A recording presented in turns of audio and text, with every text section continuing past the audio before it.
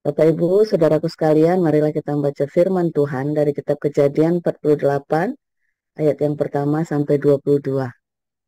Demikian firman Tuhan.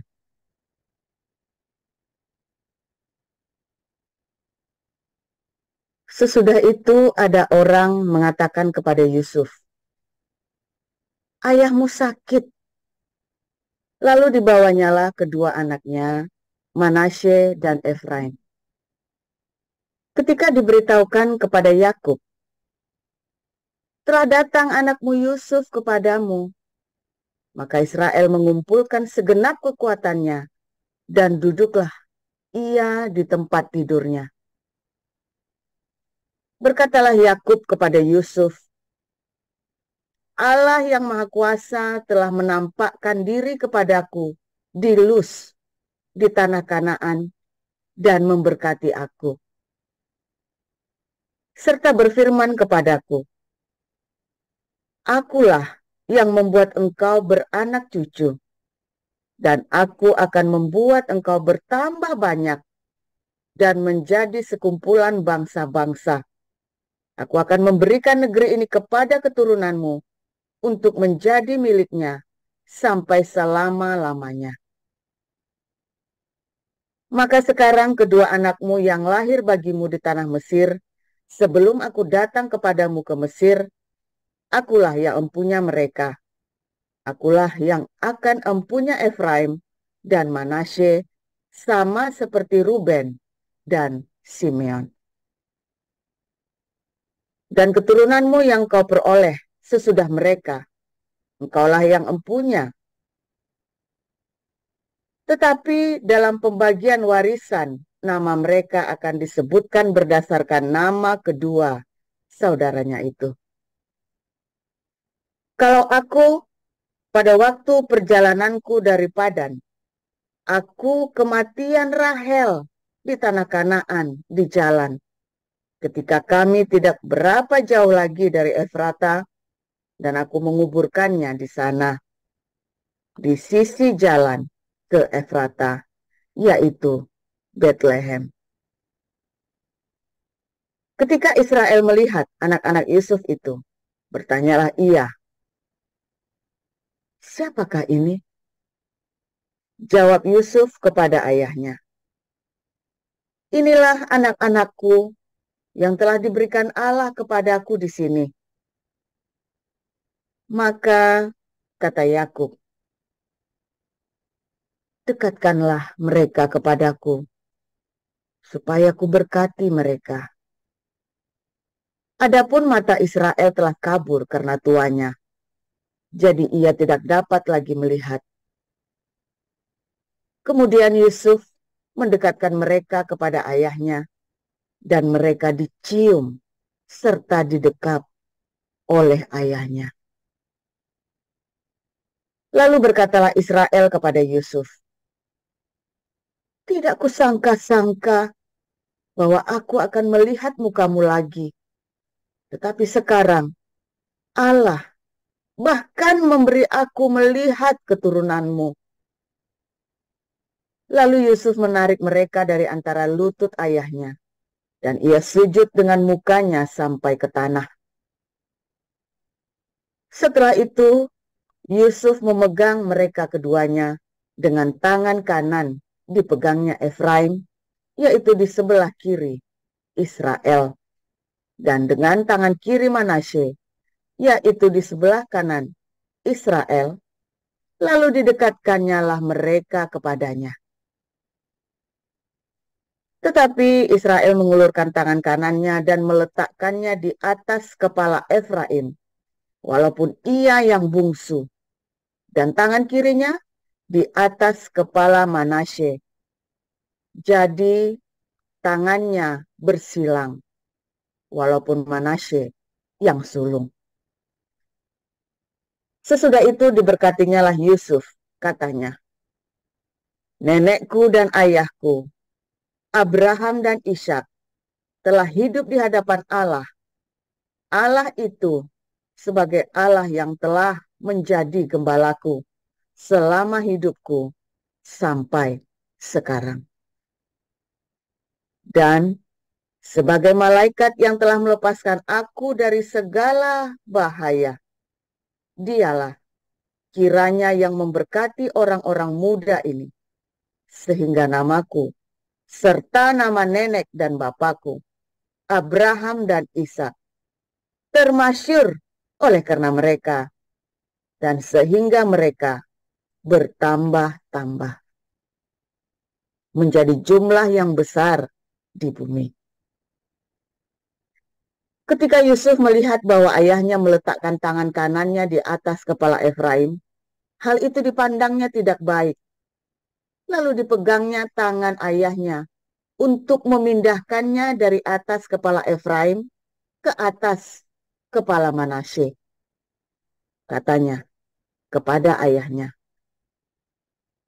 "Janganlah demikian, ayahku, sebab inilah yang sulung. Letakkanlah tangan kananmu ke atas kepalanya." Tetapi ayahnya menolak, katanya, "Aku tahu, anakku. Aku tahu. Ia juga akan menjadi suatu bangsa, dan ia juga akan menjadi besar kuasanya. Walaupun begitu, adiknya akan lebih besar kuasanya daripadanya, dan keturunan adiknya itu akan menjadi sejumlah besar bangsa-bangsa." Lalu diberkatinyalah mereka pada waktu itu, katanya, "Dengan menyebutkan namamu lah orang Israel akan memberkati demikian. Allah kiranya membuat engkau seperti Efraim dan seperti Manasye. Demikianlah didahulukannya Efraim daripada Manasye." Kemudian berkatalah Israel kepada Yusuf, "Tidak lama lagi aku akan mati, tetapi Allah akan menyertai kamu dan membawa kamu kembali ke negeri nenek moyangmu. Dan sekarang aku memberikan kepadamu sebagai kelebihanmu daripada saudara-saudaramu suatu punggung gunung yang kurebut dengan pedang dan panahku dari tangan orang Amori." Demikian.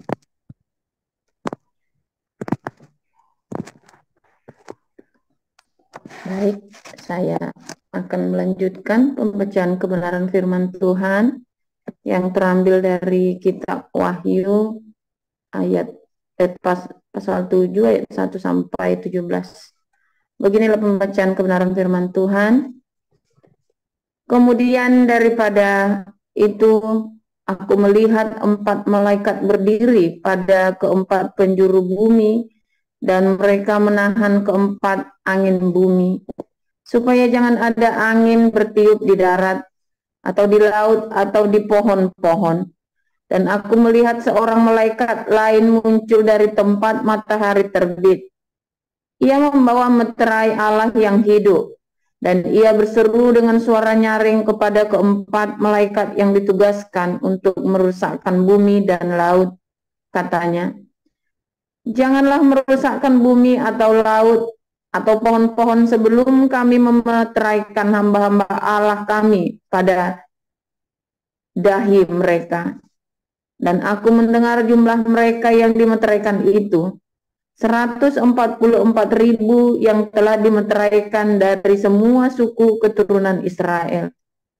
Dari suku Yehuda 12.000 yang dimeteraikan, dari suku Ruben 12.000, dari suku Gad 12.000, dari suku Asher 12.000, dari suku Naftali 12.000, dari suku Manasye 12.000, dari suku Simeon 12.000, dari suku Lewi 12.000, dari suku Isakar 12.000, dari suku Jebulon 12.000, dari suku Yusuf 12.000, dari suku Benyamin 12.000.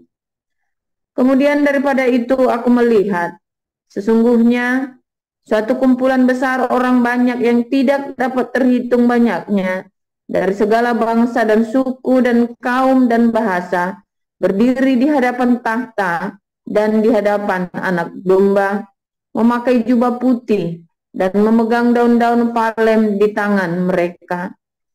Dan dengan suara nyaring mereka berseru, "Keselamatan bagi Allah kami yang duduk di atas tahta dan bagi anak domba."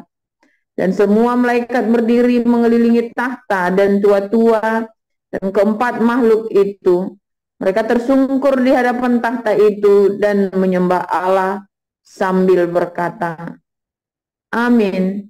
Puji-pujian dan kemuliaan dan hikmat dan syukur dan hormat dan kekuasaan dan kekuatan bagi Allah kita sampai selama-lamanya. Amin." Dan seorang dari antara tua-tua itu berkata kepadaku, "Siapakah mereka yang memakai jubah putih itu dan dari manakah mereka datang?" Maka kataku kepadanya, "Tuanku, Tuhan mengetahuinya." Lalu ia berkata kepadaku, "Mereka ini adalah orang-orang yang keluar dari kesusahan yang besar, dan mereka telah mencuci jubah mereka dan membuatnya putih di dalam darah anak domba. Karena itu mereka berdiri di hadapan tahta Allah dan melayani Dia siang malam di bait sucinya. Dan Ia yang duduk di atas tahta itu akan membentangkan kemahnya di atas mereka. Mereka tidak akan menderita lapar dan dahaga lagi, dan matahari atau panas terik tidak akan menimpa mereka lagi. Sebab anak domba yang di tengah-tengah tahta itu akan mengembalakan mereka dan akan menuntun mereka ke mata air kehidupan. Dan Allah akan menghapus segala air mata dari mata mereka. Demikian.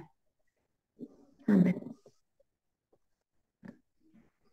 Amin. Terima kasih Ibu Nerliana dan Ibu Sarma atas pembacaan firman Tuhan. Kita akan mendengarkan firman Tuhan dengan judul Warisan Israel. Silakan Pastor Paul.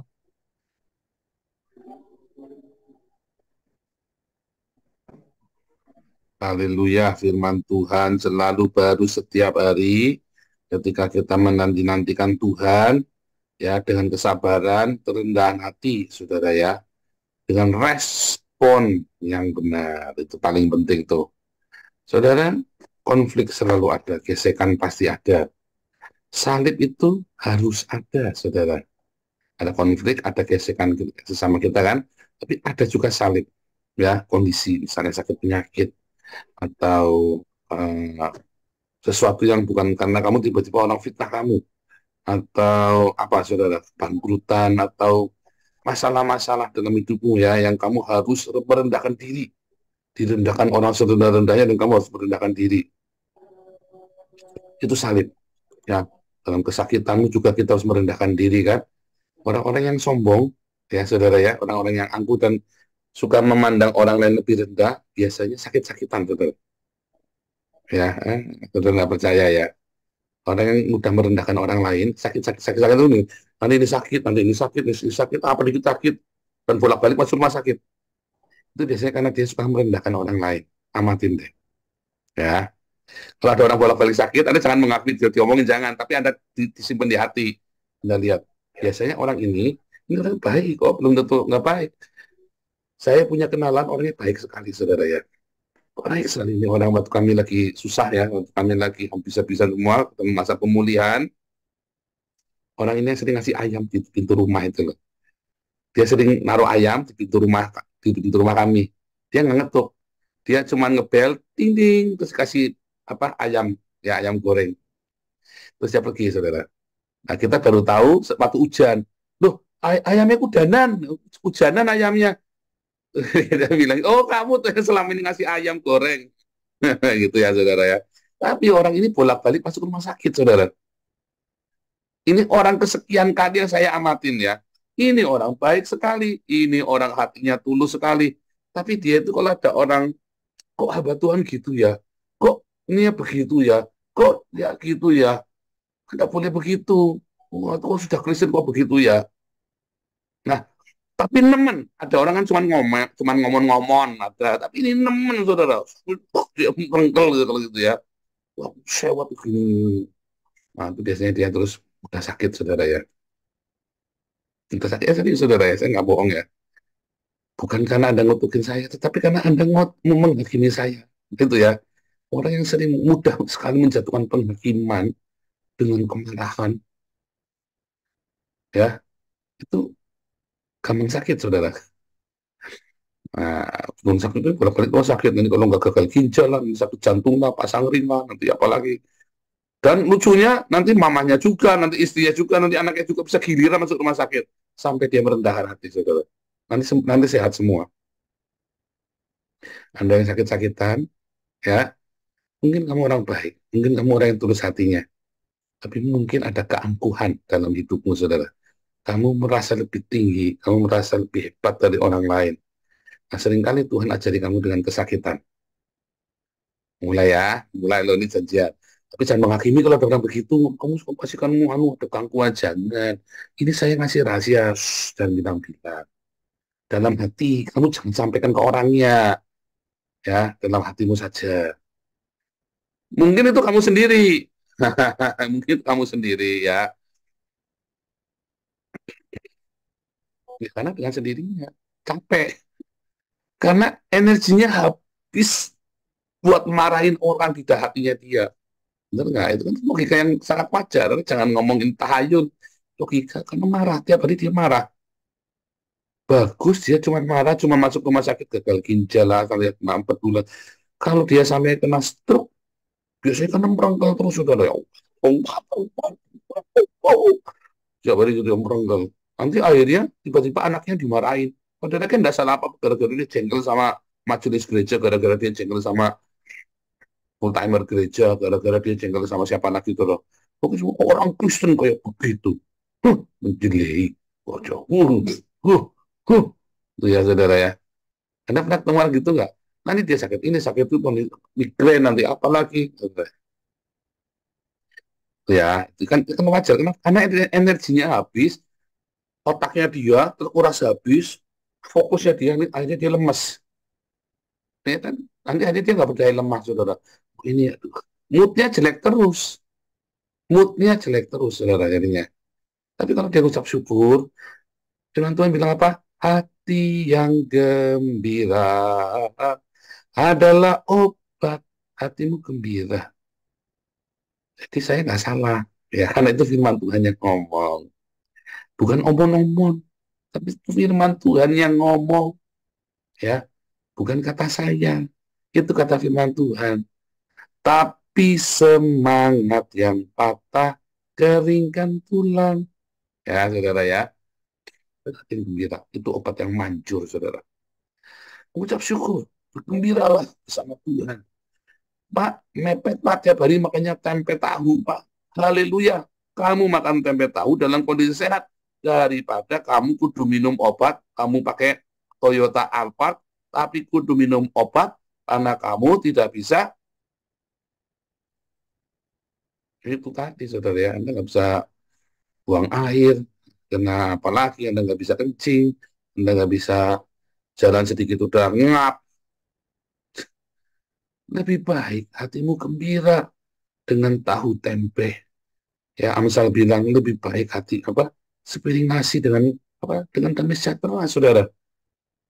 Daripada kamu melimpah hidupmu, tapi kamu hidupnya di kursi roda senantiasa, tak berdaya. Ya, saudara. Tahu tempe itu sehat, ya. Tahu tempe itu sehat, asal jangan makan Indomie tiap hari. Ya, gitu, saudara. Ucap syukur, bahagia.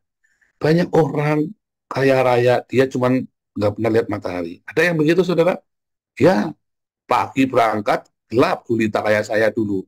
Pulang sudah gelap gulita. Loh, sudah gelap lagi. Pagi masih gelap saya sampai, ya kan, gelap gulita, ya kan, sampai kantor. Tetap, karena harus pagi-pagi kalau nggak lewat, saya nungguin kantor 2 jam kadang-kadang, saudara. Kalau kan kelewat itu saya telatnya 2 jam. Kalau nggak awal 2 jam, ya berarti saya telatnya 2 jam. Kalau di Jakarta kan begitu. Pulang, sudah gelap. Jadi saya nggak pernah lihat matahari itu. Selama saya di Jakarta itu hampir nggak pernah lihat matahari itu, saudara. Kalau nggak karena siang diajak meeting sama orang, baru saya keluar, saya langsung begini, saudara. Kayak nggak pernah lihat matahari. Nggak enak banget ya. Saya cuma makan tahu tempe tiap hari, tapi Anda bangun. Anda bisa dengarkan suara burung, Anda masih bisa mancing di kali, Anda makanya cuma tahu tempe tapi ngucap syukur. Enak mana, saudara? Coba pikirkan banyak hal, saudara ya. Itu berkat. Nah, kita ini cerita ya, memang berkat. Itu tadi ya, berkat. Bagaimana Yakub memberkati Efraim sama Manasye. Ya, Efraim sama Manasye, tapi kebalik berkatnya. Saya nggak mau cerita berkat yang kebaliknya itu, tapi saya lagi cerita Yusuf dibagi dua bagian. Ya, sehingga Yusuf itu ya nanti namanya hilang. Jadi Efraim sama Manasye. Ya, nanti Efraim itu seringkali ya disebut dengan Yusuf. Tapi Efraim juga mewakili Israel. Makanya bilang Efraim adalah Israel, kata Yakub, ya kan? Apa ya, Efraim ini adalah Yakub. Yakub itu kan Israel. Jadi saudara, kalau Anda melihat di dalam Wahyu 7 tadi, ada 144.000 orang kudus, yang nggak ada di situ adalah suku Dan. 12 suku Israel, yang nggak ada adalah suku Dan. Karena suku Dan itu begitu jahatnya menyembah berhala. Sedangkan ada Manasye, tetapi tidak ada Efraim, karena tidak ada Efraim, karena Efraim diganti dengan Yusuf, ya, pewarisnya Yusuf atau Israel. Tapi secara keseluruhan mereka disebut Efraim, ya, punya pula Efraim, katanya di firman Allah ya. Nah itu begitu. Nah, saudara, di dalam berkatnya Yusuf itu, saudara ya, berkatnya Yusuf untuk Efraim dan Manasye. Mengapa Yusuf akhirnya dapat berkat double porsi, saudara? Bukan urapan double porsi ya, berkat double porsi dibanding saudaranya. Karena Yusuf punya hati yang rela, saudara. Saya bayangin, memang hati yang rela itu menempuh via dolorosa, jalan salib ketika hatimu ikhlas, saudara. Kamu dikhianati, diam. Kamu dirampas, diam. Kamu diapain, bukan diam kamu kalah. Karena kamu bisa mengalahkan, tapi kamu mengalah. Ya, kamu mengalah. Hatimu ikhlas. Dah, saudara, nggak usah. Udahlah. Tapi ikhlas, bukanlah ikhlas kalau habis itu udahlah saudara, dah, semarah-marah, tiba-tiba kamu di rumah gebukin istrimu, gebukin anakmu, ya, ya kan, atau gebukin anjingmu. Nah, itu namanya nggak ikhlas, ya, nggak rela itu namanya. Tapi namanya rela itu memang rela. Udahlah, sama saudara. Hatimu pun bilang itu saudara, saudara, nggak berebut, ya kan? Itu saudara. Udahlah, nggak apa-apa, nggak usah. Ketika kamu secara konsisten, ya hatimu rela, hatimu ikhlas, saudara, secara konsisten, benar-benar rela dan ikhlas, ya, maka apa yang terjadi, saudara? Maka Tuhan akan berikan berkatnya itu double porsi, saudara.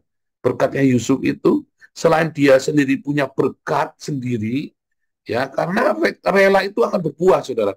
Semua kerelaan itu selalu berbuah lebat, saudara. Mungkin untuk tempo waktu tertentu, hidupmu akan menderita. Tetapi setelah tempo itu selesai dan kamu konsisten dengan hati yang rela dan kamu responnya benar, tetap mencari Tuhan, tetap takut-takut, tetap jaga kekudusan, banyak orang rela menderita, Tuhan udah nggak peduli saya lagi. Lalu dia mulai hidup nggak kudus. Nah ya, tidak terjadi, saudara. Kalau kamu sudah niat mau relakan, kamu jaga kekudusan hidupmu, saudara. Kalau kamu sudah mau merelakan, kamu masuk dalam berkat ilahi, dalam suasana ilahi, jaga kekudusan. Nanti kamu akan terima berkatnya 4 kali lipat, saudara. Buah-buah itu, saudara. Pasrah, 4 kali lipat, 4 kali lipat, 4 kali lipat. Hatimu rela, hatimu ikhlas, saudara. Bahkan keturunanmu akan mendapatkan warisan ilahi yang double berkat. Ya, warisan ilahi. Kamu akan memiliki double berkat warisan ilahi, saudara. Kenapa, saudara? Karena Tuhan suka sekali kalau hatimu tuh rela. Karena hati yang rela itulah ciri khas orang yang dipenuhi Roh Kudus, saudara, yang nggak berebut. Kalau kamu nggak berebut, ya, itulah bukti kamu dipenuhi dengan Roh Kudus. Itu orang Wanes itu kalau ditanya, oh enggak, itu kita buahnya nanti. Ya, Yang penting kita ini percaya oneness, bahwa Yesus adalah Bapa. Loh, bukan. Yang penting kamu berbuah. Orang Trinitas, oh yang penting Trinitas dulu. Enggak, yang penting kamu berbuah. Oh enggak, kamu enggak perlu berbuah. Yang penting kamu percaya Trinitas dulu. Gundulmu peang, saudara. Bukan doktrin, bukan dogma. Bukan pengetahuanmu. Tanda kamu dipenuhi Roh Kudus adalah ketika kamu rela. Dalam Matius 51 ya. Ya, perbaharuilah aku dengan roh yang teguh. Diperbaharui. Yang namanya hati kita diperbaharui, itu ada di dalam Yehezkiel 36 tadi malam ya, ayat 26-28. Aku akan memperbaharui hatimu dan batinmu dengan rohku. Gitu ya. Lalu, Daud berkata, lengkapi. Maka hati yang diperbarui akan dilengkapi dengan nadib, hati yang rela. Ciri kamu lahir baru, ciri kamu sudah lahir baru, bukan kamu percaya Trinitas Oneness Unitarian. Salah, itu ciri khas kamu sport otak atau ciri khas justru kamu masuk di dalam kebiadaban agama. Ciri khas lahir baru ketika kamu menghadapi segala sesuatunya dengan hati yang rela, saudara.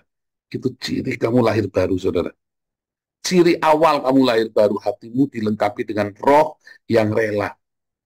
Ada nggak coba sekarang sama kita? Ayo, jujur. Kalau nggak jujur, nanti jangan-jangan kamu belum lahir baru dan masuk neraka. Ciri kamu hari ini lahir baru, ciri kamu sudah lahir baru detik ini. Coba amati kalau ada konflik, hatimu rela enggak? Nah, serius saudara ya. Jangan-jangan kamu sok-sokan debat agama, merasa memberitakan Injil, kamu sendiri hatimu enggak rela. Begitu gesekan dikit, wah, langsung pasang banteng. Itu kan banteng celeng itu saudara ya. Langsung. Iya kan, banteng nyeleng kan. Bantengnya langsung nyeleng, saudara. Langsung jerupuk sana jerupuk sini. Nanduk sana nanduk sini. Kamu belum rela. Ikhlaskan saudara. Nanti Tuhan akan, Anda lihat semua drama-drama kita saudara. Saya tunjukkan kepadamu yang namanya hati yang rela. Buktikan Tuhan kasih selalu 4 kali lipat berkatnya. Ya. Dan selalu Tuhan kasih yang luar biasa saudara di dalam hidupnya. Di dalam hidup orang-orang yang rela saudara. Itu ciri khas orang lahir baru saudara. Ciri khas orang lahir baru itu tidak berebut. Ya. Apalagi sambil saling memaki. Itu tanda kamu belum lahir baru. Percaya saya saudara, begitu kamu sudah mulai saling memaki, kamu belum lahir baru.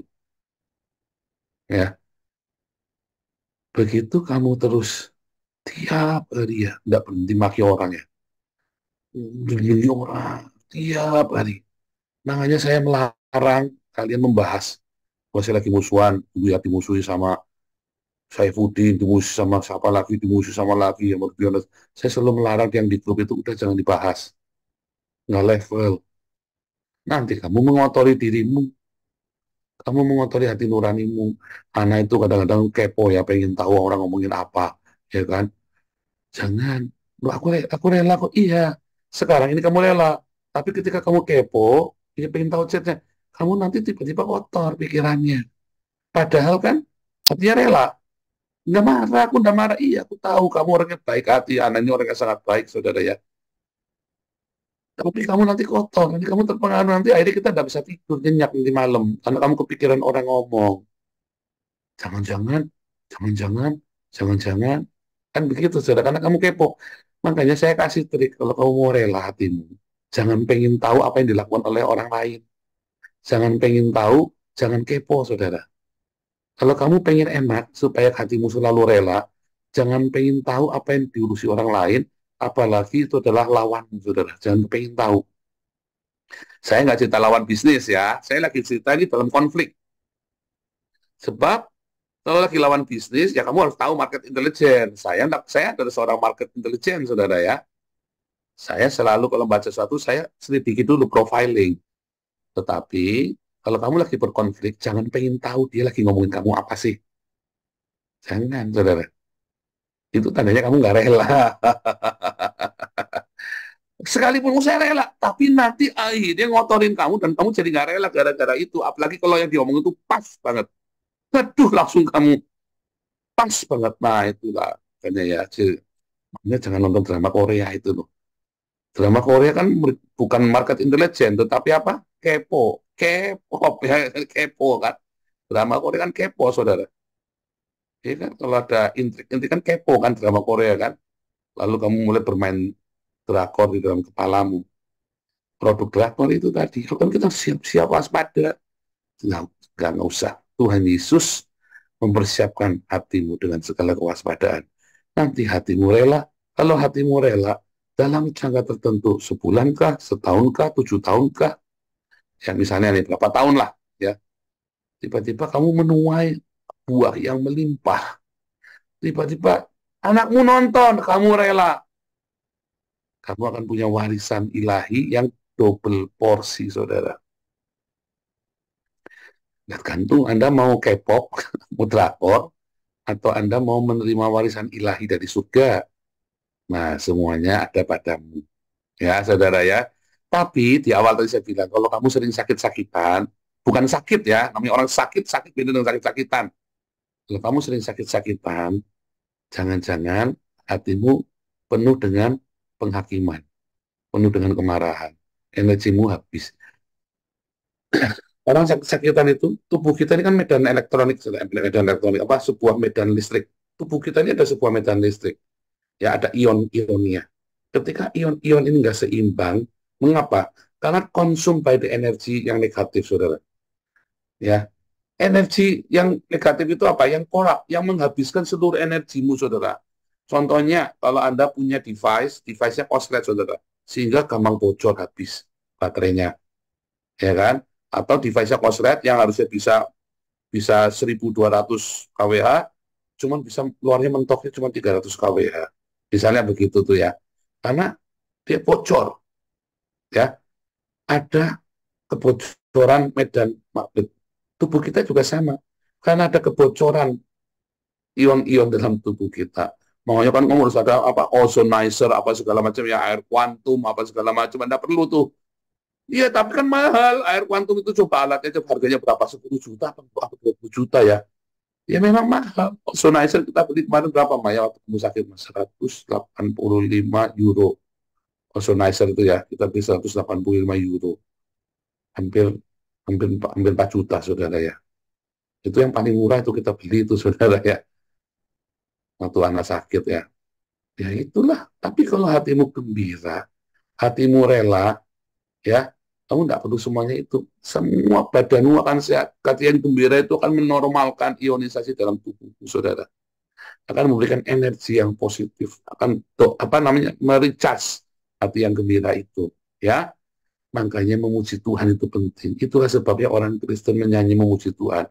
Karena memuji Tuhan, bangun Yesus, Engkau baik Tuhan, pagi-pagi ya. Itu langsung mericas. Positif tuh, saudara. Begitu kamu ada masalah, saudara ya, konflik, terus kamu relakan, itu bukan negatif loh yang jadi, tapi energimu makin positif, saudara. Begitu ada konflik, terus kamu rela hatimu, itu kamu akan di-recharge, saudara. Kayak saya, makanya awet muda tambah ganteng, saudara. Cie, cie, cie. Tapi iya, saudara, kamu akan di-recharge kalau hatimu rela, saudara. Ya, tapi kalau hatimu tidak rela, kamu makin cepat tua, makin bungkuk. Tapi semangat yang patah, keringkan tulang. Kenapa anak tambah cantik, saudara? Karena dia waktu itu dibokok sama mami saya, artinya rela ikhlas, saudara. Sehingga itu sayang ya, orang-orang mitos, ya mertua nggak bisa sama, bukan mitos, sorry ya, itu anggapan benar ya, mertua tidak bisa tinggal sama menantu perempuannya. Anak mematahkan mitos itu, saudara. Sehingga seger mukanya, saudara. Temen-temennya udah pada layu, saudara ya. Ya kecuali anak main sakit ya, 9 bulan itu beda lagi ya, itu lagi sakit. Tapi di dalam prosesnya tambah seger ya, tambah bersinar. Mengapa? Karena rela hatinya. Orangnya rela hatinya, saudara. Itu penting, saudara ya, dalam hidupmu. Kamu pengen cantik, kamu pengen tetap awet muda, hatimu kudu rela. Nanti kamu seger mukanya. Nanti umur tak lekang oleh panas, tak lekang oleh hujan, saudara ya. Baterai everready. Tuhan Yesus memberkati.